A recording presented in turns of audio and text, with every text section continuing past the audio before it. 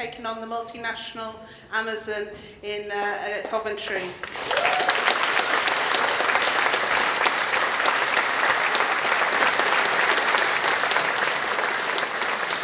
Conference.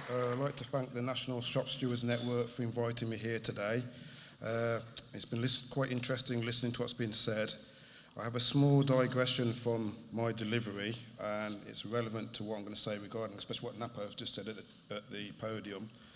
I've been invited to the Houses of Parliament recently, and we had a talk there regarding the introduction of AI, and it's called the Workers' Experience and the AI Revolution. Now, I'm going to give you a list of the name of the speakers at this event.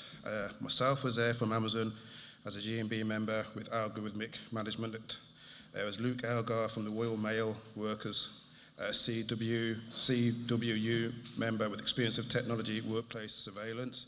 There was Lawrence Bouvard, an actress and voiceover artist, MSc in computer science with experience concerning generative AI. Then there's Stephanie Peacox, the Labour MP and Shadow Minister for Media, Data and Digital Infrastructure. Damien Collins, Conservative MP and former Parliamentary Under-Secretary for the Department for Digital Culture and Media Sport. Mick Wickley, event sponsor, Labour MP, sponsor of the Artificial Intelligence Regulation and Workers' Rights Private Members Bill. Mary Towers from the TUC, AI project lead, and the chair was Jenny Tennyson, Executive Director, Connected by Data, an expert on data IE. Now, at this meeting, there was a number of points that was raised, and it was actually highlighting the fair technology transition into the workplace. Concerns were raised regarding the effects this would have on the workers and the need that we should create a legal framework in order to unlock the government's 5 principles as set out in their government white paper. Those on the table agreed there should be a legal framework, with the exception, unfortunately, of Damien Collins, Conservative. It was quite distressing to hear the point of view from the Conservatives regarding this, and I had to keep quiet, and through clenched teeth at the end of the debate, I had to come back and address his point to tell him that after 50 years of eroding employment law, the workers have suffered unfairly in the power balance that now tilts it in favour of the employer, and that if they'd have left it as it was, at least the employee would now have some redress as to what's going on within the technology that's been applied in the workforce. So now, with that said, I'm going to give you an insight into what's been happening at Coventry with myself and my colleagues.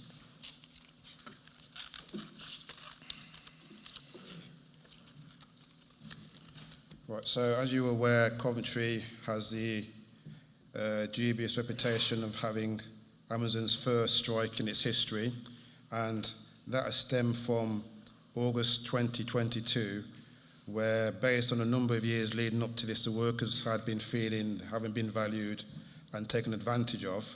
August 2022, a 50p pay rise was offered, and this resulted in a mass protest and a sit-down between the day and the night shifts, registering their frustration and anger at the management. From this point then, we have quite a series of escalations in a short space of time. Workers actually left on that day to go into Coventry City Town Centre. On the social media, the GMB got wind of what was happening, and from that point onwards, we had what we call the leaders come forward. These are individuals prepared to speak up and say something as to what's going on, and also campaign for the workers to go forward in taking action regarding what we felt was an unjust offer to the workers. So a plan of action was put together that comprised media campaigns, talks, connecting up with other organisations.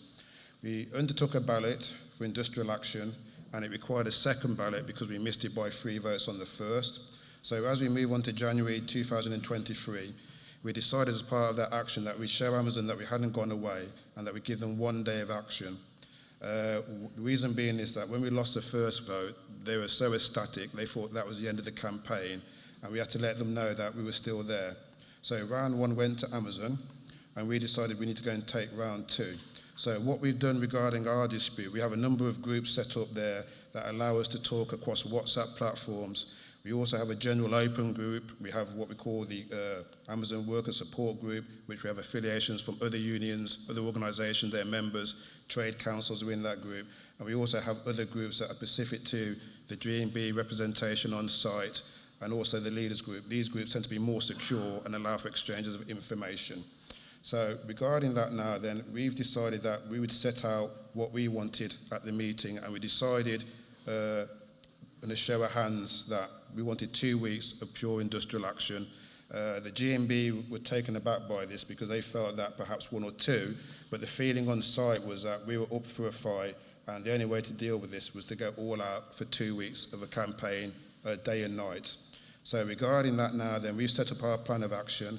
Initially the pickets were 4-hour slots, then it was decided that we go down to 2-hour slots, but based on what took place at the picket lines, we were able to recruit our membership in numbers of 40 or 60 during the day. So from 2022, where we had somewhere around 50 or so GMB members, by the time of the action, which has just finished recently this year, we now stand at 850 members on site.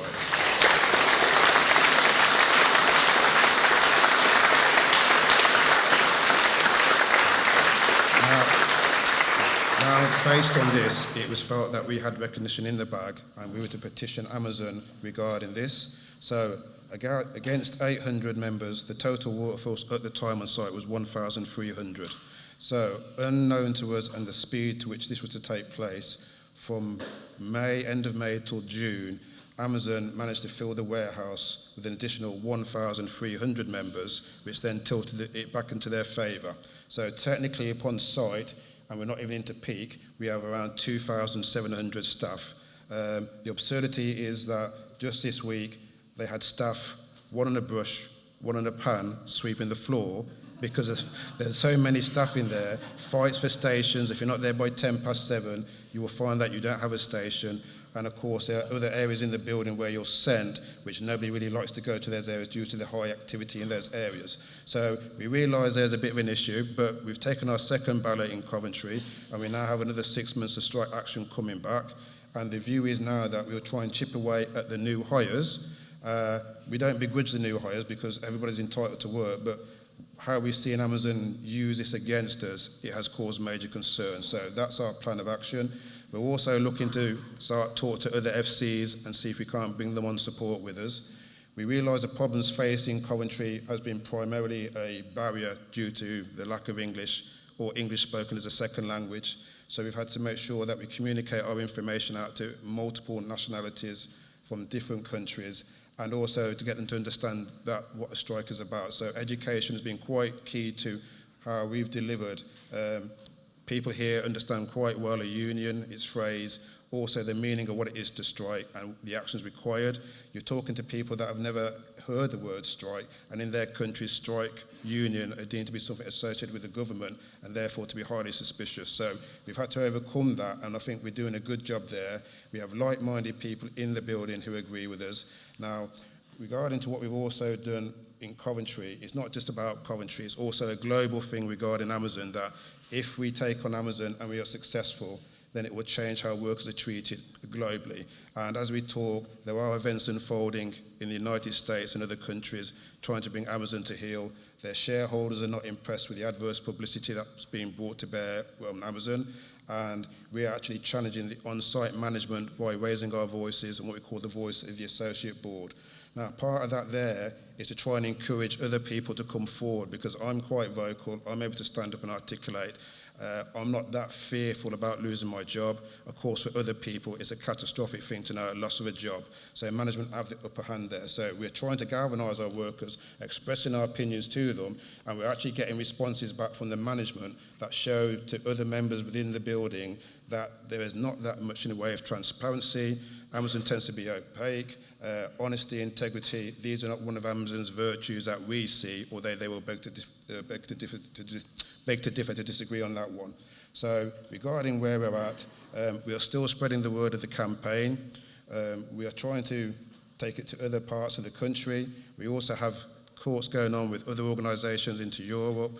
We met a journalist recently from Canada who's now expressing the concerns that Amazon will soon be having another FCs there, and they wish to galvanise their workers ahead of that arrival, so at least they know how to try and address the things that you're hearing about Amazon on a global thing.